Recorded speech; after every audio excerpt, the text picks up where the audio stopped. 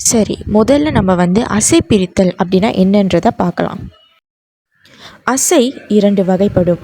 அதாவது நேர் மற்றும் நிறை. நேரசை அப்படின்றது என்னன்னா, குறிலுக்கு அப்புறம் வர்ற எழுத்து ஒற்று அப்படின்னா அதனோட சேர்ந்து வருகிற எழுத்து நேர் எனப்படுகின்றது. இதனை அடுத்து நிறையசை. நிறையசை அப்படின்றது என்னன்னா, குறில் எழுத்துக்கு அடுத்து வர எழுத்து குறில் அப்படின்னா அது நிறை அப்படின்னு சொல்லப்படுது. அது மட்டும் இல்லை, குறிலுக்கு அப்புறம் வருகிற எழுத்து நெடிலாக இருந்தாலும் கூட அதை நிறை அசையாகவும் குறிப்பிடப்படுது. அடுத்து இப்போ நம்ம நேர் நிறை அசைகளின் வடிவங்களை பார்க்கலாமா?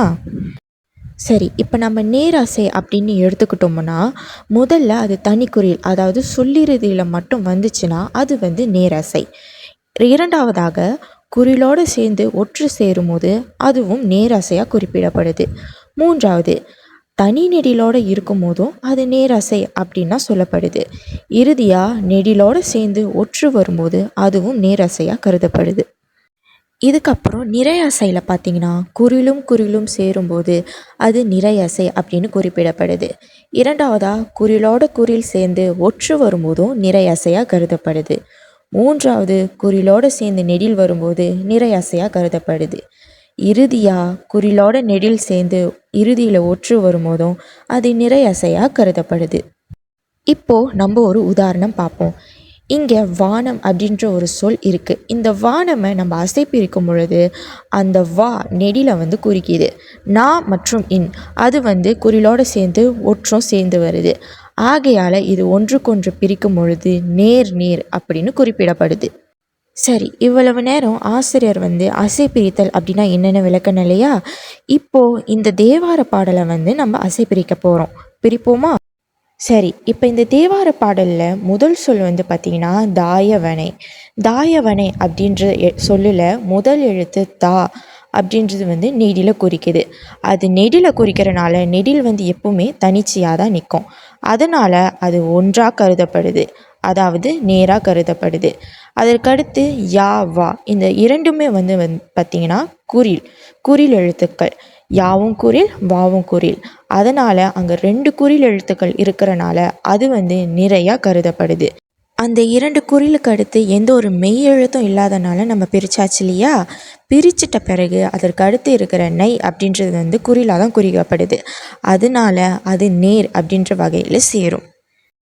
ஆகையால் இதனுடைய அசை பிரித்தலோட வரிசையை பார்த்திங்கன்னா நேர் நிறை நீர் அப்படின்னு தான் வரும். இது பார்த்திங்கன்னா மூவசை கூவிலங்காய் வகையில் அடங்கும். அதே போல தான் நம்ம இரண்டாவது சொல்ல பார்ப்போம். வானோர்க்கும். வானோர்க்கும் அப்படின்ற சொல்ல நம்ம அசை பிரிக்கும் பொழுது வா அப்படின்றது நெடிலுக்கு அடுத்து பார்த்திங்கன்னா எந்த ஒரு மெய் எழுத்தும் இல்லை. ஆகையால் அங்கே நம்ம பிரிக்கணும். அப்போ அது நேர் அப்படின்னு நம்ம சொல்லுவோம். இதற்கு அடுத்து இருக்கிற எழுத்து பார்த்திங்கன்னா நோர்க்கும். நோர்க்கும் நோ பார்த்திங்கன்னா அது நெடில் எழுத்து. அதற்கு அடுத்து இருக்கிறது இரண்டுமே மெய்யெழுத்துக்கள். அதனால் அந்த மெய்யெழுத்தோட இறுதியில் தான் நம்ம அசை பிரிக்கணும். அப்படி பிரிக்கும் பொழுது நோ நெடில் எழுத்தாக இருக்கிறனால அது நேராக குறிக்கப்படுது. ஏன்னாக்கா மெய்யெழுத்துக்கள் கணக்கிடப்படாது. அந்த சொல்ல இறுதியாக இருக்கிற எழுத்து பார்த்திங்கன்னா கும். கும்ல கூ பார்த்திங்கன்னா குறில் எழுத்து. குறில் எழுத்துக்கு அடுத்து வர்றது மெய்யெழுத்து. ஆகையால் அது கணக்கிடப்படாது. ஆகையால் இந்த சொல்லோட அசை பிரித்தல் பார்த்திங்கன்னா நேர் நேர் நேர் அப்படின்னு தான் வரும். இது பார்த்திங்கன்னா மூவசை தேமாங்காய் வகையில் அடங்கும். இதே போல தான் நம்ம மற்ற சொற்களையும் அசை பிரிக்கணும்.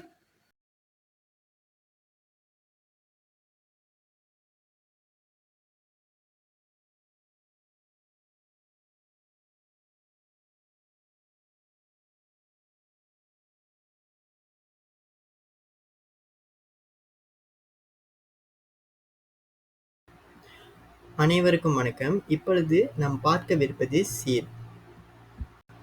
யாப்போட கூறு மொத்தம் 6 வகை இருக்குன்னு நம்மளுக்கு தெரியும். அதுல ஒண்ணுதான் சீர். சீர்னா என்னன்னா, அசைகள் எல்லாம் இணைந்து வருவது தான் நம்ம சீர்னு சொல்லுவோம். சீர் பார்த்தீங்கன்னா மொத்தம் 4 வகை இருக்கு. அதுல ஒண்ணு ஓரசை, ஈரசை. இப்ப நம்ம ஓரசை சீரை பத்தி பார்க்கலாம். ஓரசை சீர்னா என்னன்னா, ஒரு அசை மட்டும் வருவது தான் ஓரரிசை சீரா நம்ம கூறுவோம். இது வந்து 2 வகை இருக்கு. ஒன்று நேர், இன்னொரு நிறை. இப்பொழுது நம்ம ஈரசை சீரை பத்தி பார்க்கலாம். ஈரசை சீர்னா என்னன்னா, 2 அசைகள் சேர்ந்து வருவது தான் ஈரசை சீரா வந்து நம்ம கூறுவோம். இந்த ஈரசை சீரோட வாய்ப்பாடு வந்து பார்த்தீங்கன்னா, மொத்தம் 4 இருக்கு. அது நேர் பிளஸ் நேர், 2வது நிறை பிளஸ் நேர், 3வது நேர் பிளஸ் நிறை, 4வது நிறை பிளஸ் நிறை. சரி, அடுத்ததாக மூவசை சீர்னா என்னன்னு வந்து பத்தி பார்க்கலாம். மூவசை சீர்னா என்னன்னா, 3 அசைகள் சேர்ந்து வருவது தான் நம்ம மூவசை சீரா வந்து நம்ம கூறுவோம். மூவசை சீர் வந்து பார்த்தீங்கன்னா, மொத்தம் 8 வகை இருக்கு. அதுல என்னென்னன்னா, நேர் பிளஸ் நேர் பிளஸ் நேர் வந்து தேமாங்காய் வரும்.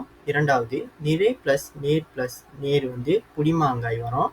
3வது நேர் பிளஸ் நிறை பிளஸ் நேர் வந்து கூவிலங்காய் வரும். 4வது நிறை பிளஸ் நேர் வந்து கருவிலங்காய் வரும். இந்த 4 வகை வந்து பார்த்தீங்கன்னா, காய்ன்னு முடியறதுனால இது வந்து காய்ச்சீர்னு நம்ம சொல்லுவோம். சரியா? 5வது நேர் பிளஸ் நிறை வந்து தேமாங்கனி வரும். அதுக்கு அடுத்தது நிறை பிளஸ் நிறை வந்து பார்த்தீங்கன்னா, புளிமாங்கனி வரும். அதுக்கு அடுத்தது நேர் பிளஸ் நிறை வந்து கூவிலங்கனி வரும். இறுதியா வந்து நிறை பிளஸ் நிறை வந்து பார்த்தீங்கன்னா, கருவிலங்கனி வரும்.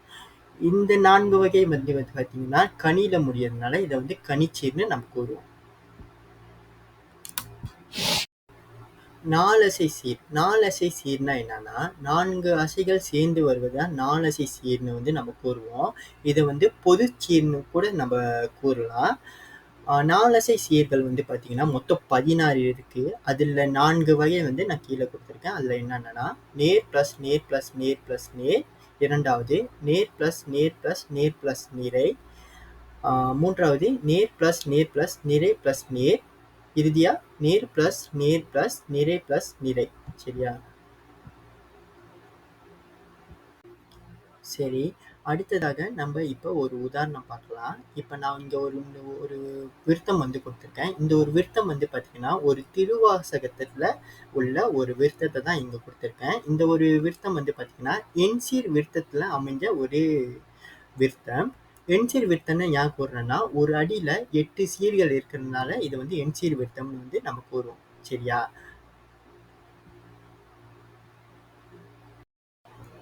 சரி, அடுத்ததாக அந்த கொடுக்கப்பட்டுள்ள ஒரு விருத்தத்துல ஒரு அடியை எடுத்து நம்ம அசை பிரிச்சு என்ன வகையான சீர்கள் இருக்குன்னு நம்ம பார்க்க போறோம். சரியா? இப்ப அசை பிரிக்கிறதோட வாய்ப்பாடு வந்து உங்களுக்கு தெரிஞ்சிருக்கும்னு நினைக்கிறேன். அதுல 3 முக்கியமான கூறுகள் இருக்கு. அது என்னன்னா, குறில், நெடில், ஒற்று. சரியா? அதோட வாய்ப்பாடு என்னன்னா, குறில் பிளஸ் குறில், 2வது குறில் பிளஸ் நெடில், 3வது குறில் பிளஸ் ஒற்று, 4வது குறில் பிளஸ் ஒற்று, அதுக்கடுத்தது குறில் பிளஸ் நெடில் பிளஸ் ஒற்று, அதுக்கடுத்தது நெடில் பிளஸ் ஒற்று, இறுதியாக வந்து நெடில். சரியா? சரி, கொடுக்கப்பட்டுள்ள ஒரு அடியை வந்து நம்ம அசை பிரிச்சோம். அந்த அசை பிரிச்சதுக்கான வாய்ப்பாடு வந்து முதலே கூறிட்டேன். சரியா? இப்ப அந்த அசை பிரிச்ச சொற்கள் வந்து என்ன சீர்னு நம்ம இப்ப பார்க்க போறோம். சரியா? இப்ப முதல்ல ஒரு எடுத்துக்காட்டு பாருங்க. உரித்தனை. அந்த உரித்தனை என்ற சொல்ல வந்து நம்ம அசை பிரிச்சோம்னா 3 இதா பிரியும். அந்த 3 இதா பிரியறதுனால இதை வந்து நம்ம மூவசை சீரா வந்து கூறுவோம். மூவசை சீர்ல என்ன வகைன்னு வந்து பார்த்தீங்கன்னா, புளிமாங்காய் வரும். புளிமாங்காய் ஏன் வருதுன்னா, புளிமாங்காயோட வாய்ப்பாடு வந்து பார்த்தீங்கன்னா, நிறை பிளஸ் நேர். நிறைன்னு என்று பார்க்குறப்ப 2. அப்படி பார்க்குறப்ப உரித் வந்து பார்த்தீங்கன்னா, ஊ வந்து குறில், ரி வந்து குறில், இத்து வந்து ஒற்று. அப்படி பார்க்குறப்ப அது வந்து நிறை இதுல சேரும். தா வந்து பார்த்தீங்கன்னா நேர், நெய் வந்து நேர். அப்படி இருக்கிறப்ப இது வந்து புளிமாங்காய். அடுத்தது வந்து பார்த்தீங்கன்னா, தன்னை. தன்னை என்ற சொல்ல வந்து நம்ம அசை பிரிச்சோம்னா 2ஆ பிரியும். அது வந்து தன் அப்புறம் நெய். இது வந்து பார்த்தீங்கன்னா, ஈரசை சீர்ல வந்து வரும். ஈரசை சீர்ல தேமா வகையில சேரும். இவ்வாறு தான் வந்து நம்ம அசை பிரிச்சு அது வந்து அந்த சொல் வந்து பார்த்தீங்கன்னா, என்ன சீர்னு வந்து நம்ம கண்டுபிடிப்போம். அடுத்ததாக நம்ம பார்க்கவிருப்பது அடி. சரி, இப்ப வந்து அடினா என்ன என்பதை வந்து நம்ம பார்க்கலாம். செய்யுள்ல இடம்பெறும் ஒரு வரியை குறிக்கிறது தான் வந்து அடின்னு வந்து நம்ம கூறுவோம். ஒரு அடியில 2 அல்லது அதற்கு மேற்பட்ட சீர்கள் வந்து சேர்த்து வருவது தான் வந்து நம்ம அடின்னு கூறுவோம். சரி, இப்பொழுது நம்ம அடிகளோட வகைகளை வந்து பார்க்கலாம். அடியோட வகை வந்து பார்த்தீங்கன்னா மொத்தம் 5 வகை இருக்கு. அதுல என்னென்னன்னா, முதல்ல குறளடி, 2வது சிந்தடி, 3வது அளவடி, 4வது நெடிலடி, அதுக்கப்புறம் களி நெடிலடி. சரி, இப்போ வந்து நம்ம என்னென்ன அடிகள் இருக்குன்னு நம்ம பார்த்துட்டோம். அதற்கான விளக்கத்தை வந்து இப்போ நம்ம பார்க்கலாம். முதல்ல குறளடி. குறளடியில மொத்தம் 2 சீர்கள் வந்து அமைஞ்சிருக்கும். 2வது சிந்தடியில வந்து பார்த்தீங்கன்னா 3 சீர்கள் வந்து அமைஞ்சிருக்கும். அதுக்கு அடுத்தது அளவடி. இந்த ஒரு அடியில வந்து பார்த்தீங்கன்னா மொத்தம் 4 சீர்கள் வந்து அந்த அடியில வந்து அமைஞ்சிருக்கும். அப்படி 4 சீர்கள் அமைஞ்சிருந்தா அது வந்து அளவடின்னு நம்ம கூறுவோம். அதுக்கு அடுத்தது பார்த்தீங்கன்னா நெடிலடி. நெடிலடியில வந்து பார்த்தீங்கன்னா மொத்தம் 5 சீர்கள் வந்து அந்த அடியில வந்து அமைஞ்சிருக்கும். இறுதியா வந்து பார்த்தீங்கன்னா களி நெடிலடி. களி நெடிலடியில வந்து பார்த்தீங்கன்னா ஒரு அடியில மொத்தம் 6 சீர்கள் வந்து அமைஞ்சிருக்கும். ஓகே. அடுத்ததாக வந்து பார்த்தீங்கன்னா இப்ப ஒரு அடியில வந்து மொத்தம் 6 சீர்கள், வெறும் 6 சீர்கள் மட்டும் இருந்துட்டா அது வந்து என்ன கூறுவோம்னா அறுசீர் விருத்தம்னு கூறுவோம். அதுக்கு அடுத்தது ஒரு அடியில வந்து 7 சீர்கள் மட்டும் இருந்துச்சுன்னா அது வந்து எழுசீர் விருத்தம்னு வந்து நம்ம கூறுவோம். அதுக்கு அடுத்தது வந்து ஒரு அடியில வந்து 8 சீர்கள் வந்து இருந்தா அது வந்து எண்சீர் விருத்தம்னு வந்து நம்ம கூறுவோம்.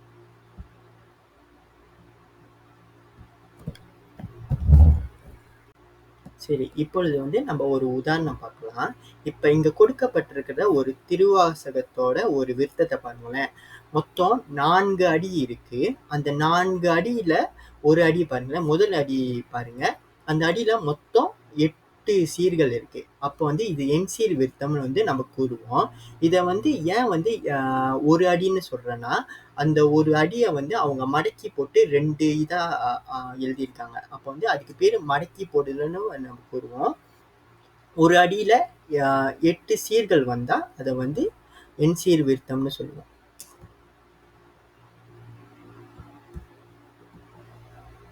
தொடை என்பது யாப்பிலக்கணத்தில் செய்யுள் உறுப்புகள் வகையை சேர்ந்தது. யாப்பிலக்கணத்தில் இருக்க 6 உறுப்புகளில் தொடையும் ஒரு வகையாகும். செய்யுள்களில் உள்ள சீர்கள், அடிகள் தொடுத்து செல்கின்ற முறையோடு சம்பந்தப்பட்டிருப்பதால் வந்து தொடை அப்படின்னு அது அழைக்கப்படுறாங்க. செய்யுள்களோட ஓசை நயத்துக்கும் அவற்றின் இனிமைக்கும் வந்து தொடைகள் மிக மிக முக்கியமானவை.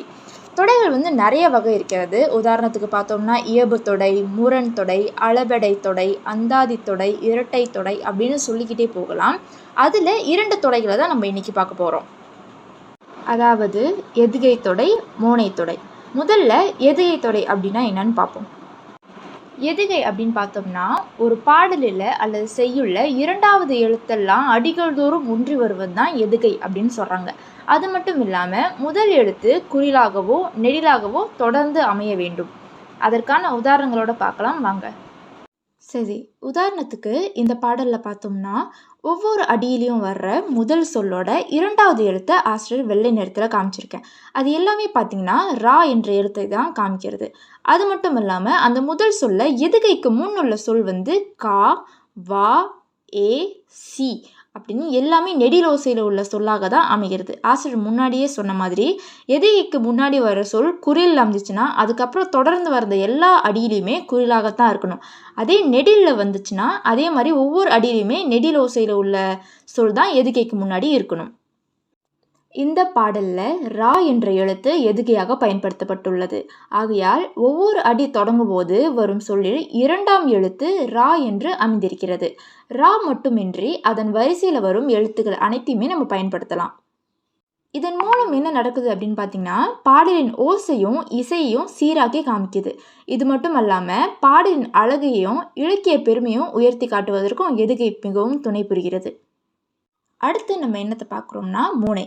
மோனை அப்படின்னா பாடலின் ஒவ்வொரு அடியிலையுமே முதல் எழுத்து ஒன்றி அல்லது பொருந்தி வருவது தான் மோனை அப்படின்னு சொல்கிறோம். முதல்ல மோனையை பற்றி நம்ம தெரிஞ்சிக்க வேண்டிய சில முக்கிய குறிப்புகளை பார்ப்போம். இதற்கு பேர் உயிரெழுத்து இனங்கள். அது வந்து 3 குழுக்களாக பிரிக்கப்பட்டிருக்கின்றன. முதல் குழு பார்த்தீங்கன்னா அ, ஆ, ஐ, ஔ. 2வது இ, ஈ, எ, ஏ, யா. 3வது உ, ஊ, ஓ, ஓ. அப்படின்னு 3 குழுக்களாக பிரித்திருக்காங்க. இது நம்ம ஆரம்பத்தில் ஞாபகம் வைத்து கொள்றதுக்கு ரொம்ப எளிதாகவே அமையும். இதை வைத்து தான் எல்லா எழுத்துக்களுமே நம்ம மோனை பார்க்கறதுக்கு உதவி செய்யும். இப்போ உதாரணத்துக்கு சா அப்படின்னு எடுத்துக்கிட்டோம்னா முதல் குழுப்படி பார்க்கணும்னா ச, சா, சை, சௌ. சா அப்படின்ற எழுத்துல நம்ம முதல் அடி தொடங்குறோம்னா அடுத்த அடி தொடங்கும் போது சால தொடங்கலாம், சைல தொடங்கலாம், இல்லை சவுல தொடங்கலாம். இப்போ நம்ம சொன்ன மாதிரி பார்க்கணும் அப்படின்னு சொன்னால் ஒரு எழுத்துக்கு 4 எழுத்து மட்டும்தான் மோனையாக அமைய முடியும். ஆனால் சில எழுத்துக்கு இன்னொரு 4 எழுத்துமே கூட சேர்த்துக்கலாம். அந்த மாதிரி சில மோனை இனங்களை நம்ம பார்ப்போம். 3 இருக்குது. சாக்கு தாவும் இணையாக வரலாம், வாக்கு மாவும் இணையாக வரலாம், நாக்கு ஞாவும் இணையாக வரலாம். இதையே நம்ம திருப்பியும் சொல்லலாம். அதாவது தாக்கு சா, மாக்கு வா, ஞாக்கு நா, இவை எல்லாமே அந்த மோனை இனங்களுக்கு நம்ம பயன்படுத்தலாம். இந்த பாடலில் பார்த்தோம்னா ஆசிரியர் மஞ்சள் நிறத்தில் வைத்திருக்கிற எழுத்து எல்லாமே மோனையாக அமைந்திருக்கிறது. உதாரணத்துக்கு முதல் அடியில் காரானை என்ற வார்த்தைக்கு காதலித்து அப்படின்றது மோனையாக அமைந்திருக்கு. வாரானை மற்றொருவர், ஏரானை இயல்பாகி, சீரானை சேராதார். இந்த மோனைகளை இன்னும் விளக்கமாக பார்க்கலாம் வாங்க. அந்த பாடலில் முதல் அடியில் காக்கு காவை மோனையாக போட்டிருக்காங்க. அது மட்டும் இல்லாமல் நம்ம கா, கை, கவ் அப்படின்ற மற்ற 3 எழுத்தை கொண்டுமே தொடங்குற வார்த்தையை மோனையாக பயன்படுத்தலாம். அதே மாதிரி இரண்டாவது அடியில் வா என்ற எழுத்துக்கு மாவை மோனையாக பயன்படுத்தியிருக்காங்க. இது நான் முதலே சொன்ன மாதிரி வாக்கு மா மோனை இணையாக வருது. அதனால் வா, வா, வை, வௌ, மா, மா, மை, மௌ அப்படின்ற இந்த 8 எழுத்தையுமே நம்ம பயன்படுத்தி மோனையில் போடலாம். அதே மாதிரி அடுத்து மூன்றாவது அடியில் ஏ என்ற எழுத்துக்கு ஈய மோனையாக போட்டிருந்தாங்க. ஈயை தவிர்த்து நம்ம ஈ, ஏ, யாவை கூட மோனைக்கு பயன்படுத்தலாம். அடுத்து இறுதியாக சீன்ற எழுத்துக்கு சே அப்படின்ற தொடங்குற சொல்ல பயன்படுத்தியிருந்தாங்க. இதுவும் நான் முதல்ல சொன்ன மாதிரி மோனை இனத்தில் ஒன்று தான். அதாவது சாக்கு தா மோனை. அதே மாதிரி இதுலேயும் 8 எழுத்தை கொண்டு தொடங்குற எந்த சொல்லாக இருந்தாலுமே மோனைக்கு பயன்படுத்தியிருக்கலாம்.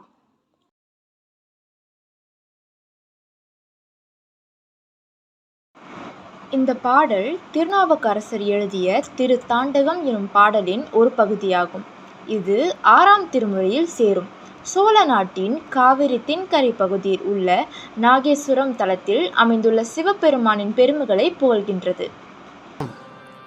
தாயவனை வானோர்க்கும் ஏனோருக்கும், தலையவனை மலையவனை உலகம் எல்லாம், தாயவனை வானோர்க்கும் ஏனோருக்கும், தலையவனை மலையவனை உலகம் எல்லாம், ஆயவனை சேயவனை அணியான் தன்னை, அடலவனை நிழலவனை அறிய உண்ணா, ஆயவனை சேயவனை அணியான் தன்னை, அடலவனை நிழலவனை அறிய உண்ணா, மாயவனை மறையவனை மறையோர் தங்கள், மந்திரனை தந்திரனை வளரா நின்ற, மாயவனை மறையவனை மறையோர் தங்கள், மந்திரனை தந்திரனை வளரா நின்ற, தீயவனை திருநாகேச்சரத்து உள்ளானை, சேராதா நன்னேரிக்கண் சேராதாரே, தீயவனை திருநாகேச்சரத்து உள்ளானை, சேராதார் நன்னேரிக்கண் சேராதாரே.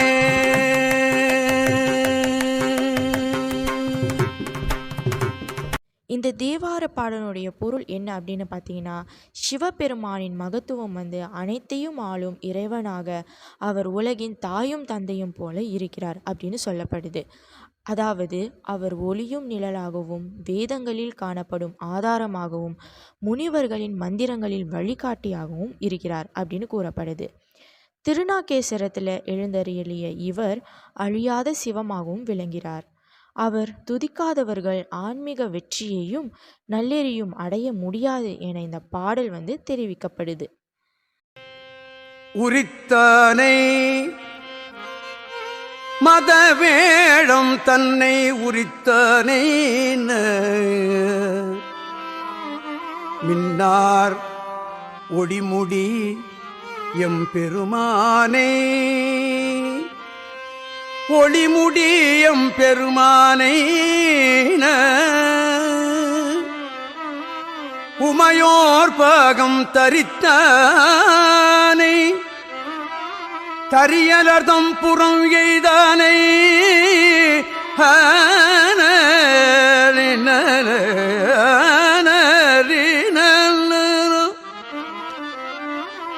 தன்னடைந்தார் தம்பினை நோய் பாவமெல்லாம் அரித்தானை வினை நோய் பாவமெல்லாம் அரித்தானை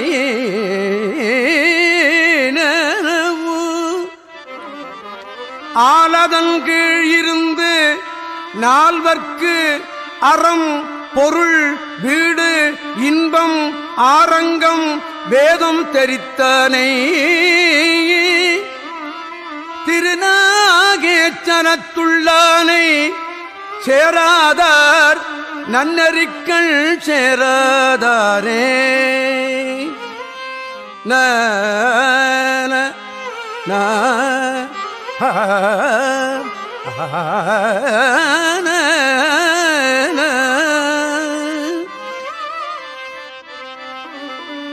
அடுத்த பாடலோட பொருள் என்னன்னா, சிவபெருமான் ஒரு யானையோட தோல் பொருத்தி வீரத்தையும் தெய்வீகமானையும் வெளிப்படுத்தும் ஒரு காட்சி வந்து பக்தருக்கு வழங்குறாங்கன்னு பொருள்படுத்தி, இரண்டாவது சிவபெருமான் கருணை உள்ள முனைவர்னு பொருட்படுத்தி, இறுதியாக அவரை யார மனமான வழங்குறாங்களோ அந்த பக்தர்களுக்கு பாவத்தையும் நோய் நொடியும் நீக்கி நல்ல வாழ்க்கையை வந்து வணங்குவாங்கன்னு பொருட்படுத்தி, யார் வந்து அவரை மனமான வழங்குறோ அவங்களுக்கு வந்து அந்த ஆன்மீக வளர்ச்சி இல்லாம தீய வழிக்கு செல்வாங்கன்னு பொருள்படுத்தி.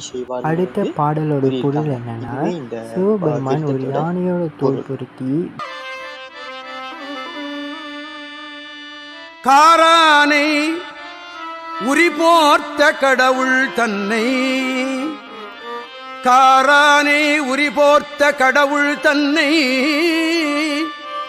காதலித்து நினையாத கயவர் நெஞ்சில் வாரானை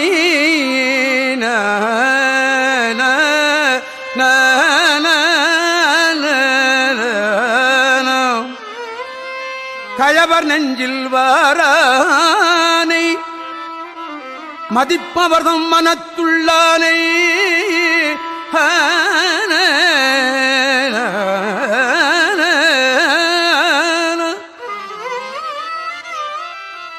மதிப்பவர்தம் மனத்துள்ளானை மற்றொருவர் தன் ஒப்பார் இல்லாத ஏறானை இமயவர்தம் பெருமான் தன்னை இயல்பாகி உலகெல்லாம் நிறைந்து மிக்க சீரானே திருநாகேச்சரத்துள்ளானை திருநாகேச்சரத்துள்ளானை சேராதார் நன்னறிக்கண் சேராதாரே